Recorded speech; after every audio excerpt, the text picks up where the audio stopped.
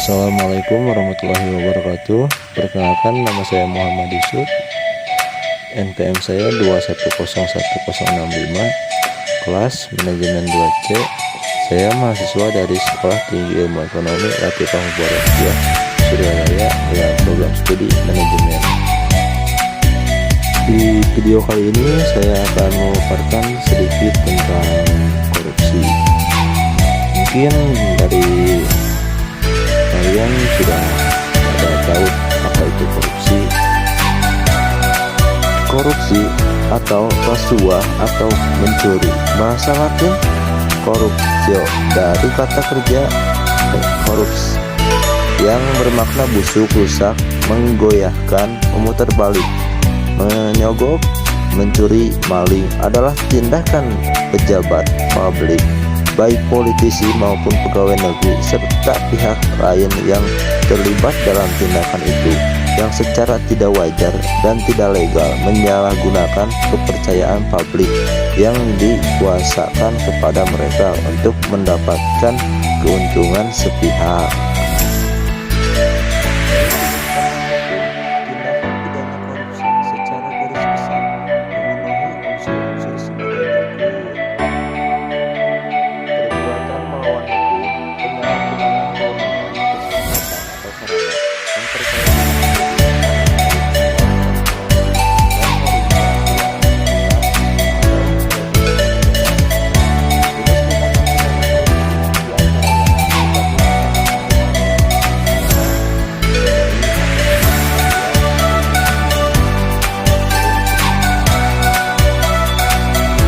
Penggelapan dalam jabatan, pemerasan dalam jabatan, ikut serta dalam pengadaan dalam kurung bagi pegawai negeri atau penyelenggara negara, dan menerima gratifikasi dalam kurung bagi pegawai negeri atau penyelenggara negara. Dalam arti yang luas, korupsi atau korupsi politis adalah penyalahgunaan jabatan resmi untuk keuntungan pribadi. Semua bentuk pemerintah atau pemerintahan rentan korupsi dalam praktiknya. Beratnya korupsi berbeda-beda, dari yang paling ringan dalam bentuk penggunaan pengaruh dan dukungan untuk memberi dan menerima pertolongan, sampai dengan korupsi berat yang diresmikan dan sebagainya. Titik ujung korupsi adalah kleptokrasi, yang arti harafiahnya pemerintahan oleh para pencuri, di mana pura-pura bertindak jujur pun tidak ada sama sekali.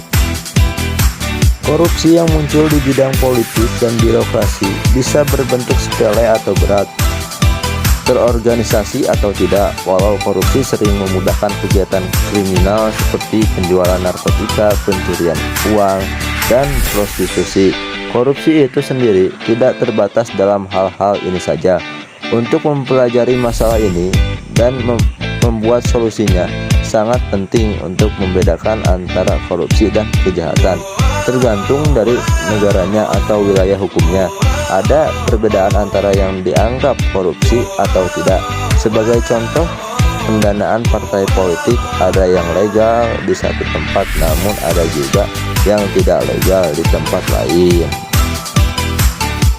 Kondisi yang mendukung munculnya korupsi: konsentrasi kekuasaan di pengambil keputusan yang tidak bertanggung jawab langsung kepada rakyat, seperti yang sering terlihat di rezim-rezim yang bukan demokratik. Kurangnya transparansi di pengambilan keputusan pemerintahan, kampanye-kampanye politik yang mahal, dan pengeluaran lebih besar dari pendanaan politik yang normal. Proyek yang melibatkan uang rakyat dalam jumlah besar, lingkungan tertutup yang mementingkan diri sendiri dan jaringan teman lama, lemahnya ketertiban hukum, lemahnya profesi hukum, kurangnya kebebasan berpendapat atau kebebasan media massa, gaji pegawai pemerintah yang sangat kecil, rakyat yang cuek, tidak tertarik atau mudah dibohongi, yang gagal memberikan perhatian yang cukup untuk pemilihan umum, adanya kontrol yang cukup untuk mencegah penyuapan atau sumbangan kampanye. Dampak negatifnya berimbas kepada demokrasi, ekonomi, dan kesejahteraan umum negara. Contoh kasus korupsi di Indonesia, yang pertama yaitu dari PT TPPI, kasus korupsi pada penjualan kondensat oleh PT Transpasifik Petrochemical Indotama atau dalam kurung TPPI menjadi salah satu kasus korupsi terbesar di Indonesia. Dalam kasus ini negara mengalami kerugian hingga 2,7 miliar dolar Amerika atau sekitar 37,8 triliun. Yang kedua itu PT Asabri. Korupsi terbesar selanjutnya dilakukan PT Asuransi Angkatan Bersenjata Indonesia atau Asabri dalam kurung Persero. Kasus ini menyebabkan kerugian negara hingga 22,7 triliun rupiah. Korupsi yang terjadi berupa pengaturan transaksi berupa investasi saham dan reksadana yang dilakukan oleh jajaran manajemen PT Asabri dengan pihak swasta. Yang ketiga yaitu PT Jiwasraya. Selanjutnya adalah korupsi yang terjadi pada PT Asuransi Jiwasraya Persero yang merugikan negara 16,8 triliun rupiah.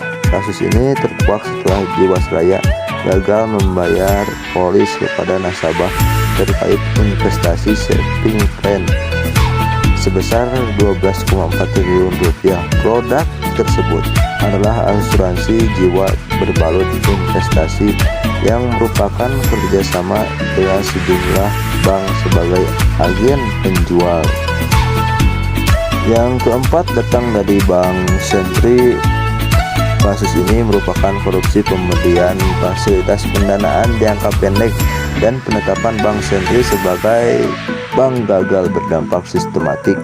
Dalam kasus ini negara dirugikan sebesar 7,4 triliun rupiah.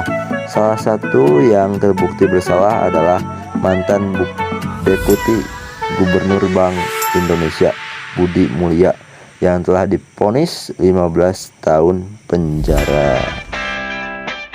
Yang kelima datang dari Kota Waringin Timur. Kasus ini menyeret Bupati Kota Waringin Timur Supian Hadi dan masih diproses di KPK. Berdasarkan perhitungan kerugian negara mencapai 5,8 triliun rupiah. Kerugian negara dihitung dari produksi hasil pertambangan bauksit, kerusakan lingkungan, dan kerugian kehutanan akibat produksi dan kegiatan pertambangan. Itu mungkin contoh kasus korupsi yang ada di Indonesia yang saya ketahui, dan mungkin masih banyak lagi, dan saya belum sempat lagi untuk mencari referensinya dari baik itu dari Google atau dari database yang lainnya. Contoh kasus korupsi yang ada di sekitar kita yaitu korupsi waktu. Misalnya kita masuk perguruan tinggi pada jam 8, namun kita masuk jam 9. Terus korupsi terhadap orang tua. Misal kita meminta uang kepada orang tua untuk keperluan kuliah, namun uang itu malah kita gunakan untuk bersenang-senang atau berfoya-foya dengan teman atau yang lainnya. Mungkin sekian materi tentang korupsi yang saya bisa sampaikan. Lebih kurangnya saya mohon maaf karena saya juga masih dalam tahap pembelajaran. Saya ucapkan terima kasih kepada rekan-rekan yang telah menyimak apa yang telah saya sampaikan tentang materi korupsi. Mohon maaf bila ada kekurangan karena mungkin saya paparkan jauh dari kata sempurna. Sekian, wabillahi taufiq wal hidayah. Wassalamualaikum warahmatullahi wabarakatuh.